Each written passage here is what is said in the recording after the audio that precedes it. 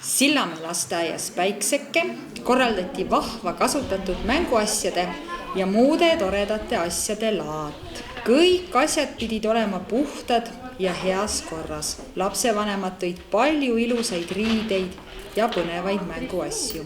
Laada idee tuli hoolekogult ning see meeldis väga ka teistele vanematele. Kõik pered said tuua oma lapsele väikeseks jäänud riideid ja jalanõusid ning samal ajal valida midagi uut ja vajalikku. Nii on suurepärane võimalus üksteist aidata ja loodust hoida. Mänguasjad ja riided said uue elu. Lasteaed tänab kõiki lapsevanemaid aktiivse osavõtu ja suurepärase koostöö eest. Eelmisel nädalal meie lasteaias toimus kasutatud mänguasjade laad ja sellel laadal olid väga aktiivsed nii lapsed kui ka lastevanemad.